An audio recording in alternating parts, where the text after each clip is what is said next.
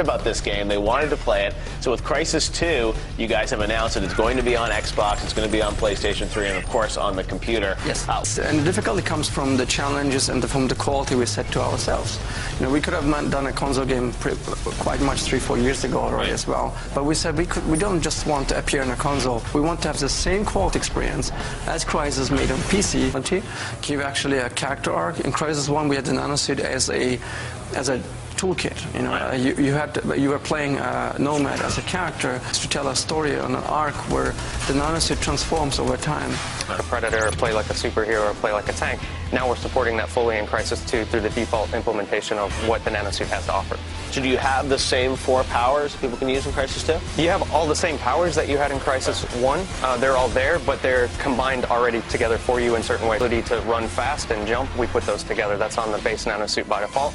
You still have the ability to cloak and you still have armor, but then even those are expanded further out to push the core away. So this is nanosuit. So, you know, beyond just stealth, when you're in stealth mode, there's a lot of things that support the way that you play, extra nanosuit powers. One of the big things that we're doing in Crysis 2 that wasn't in Crysis 1 is we allow you to customize the nanosuit. So what we're not doing, it's not about paint schemes or color or anything like this, it's meaningful changes to the suit. So you imagine you have like some modules that you can turn on and choose what you're doing. Much in the same way in Crysis 1 we allowed you to customize your weapon.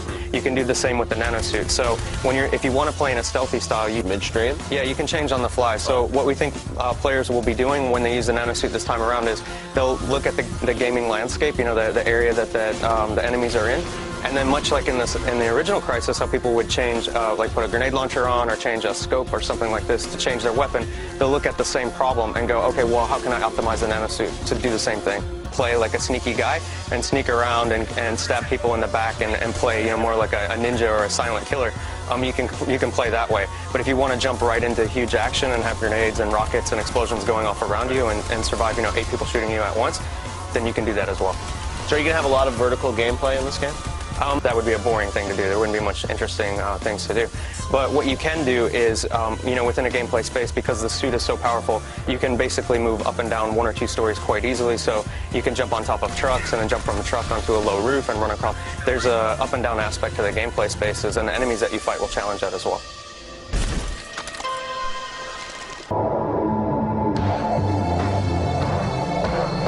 Access pass to Crysis 2, which is coming out later this year for the consoles and PC. And I'm here with Nathan, who's the executive producer of the game. Now, this Crysis. So, New York City, what is it going to be unique about New York? Why did you like New York so much? Things have been set there, but New York always has an awesome story to tell. Every location in the city, as you move through it, has a completely different feel, which is great from an artistic point of view and great for gamers as well, because they don't look at the same, you know, boring city architecture over and over and over. Every neighborhood, every borough is a little different. So New York has a lot of flavor. We're in Manhattan. Yeah, okay. exactly. So you've got, I mean, how realistic is this? Are you guys, I mean, modeling, you know, Times Square? I mean, are you going to recognize location? Look at it and go, that doesn't look exactly like it, but there's a lot of reasons why. I mean, it's very difficult to make a one-to-one representation just from a legal point of view. What we have done is replicated each location very, very closely as far as size, footprint, feel. I mean, it would be hard-pressed for you not to feel like that's New York. Open world to some degree? Like, are you going to be able to go all throughout Manhattan in these levels, or is it more segmented? It's segmented much in the way Crysis 1 was. So in Crysis 1, you had gameplay space. We'll do the same with New York, and we have our own way of making that happen, but yeah. So the footage we're seeing tonight, it looks like we're in the Wall Street area of New York? Yeah, definitely. The game is set, this level of the game is set in the Wall Street area of New York.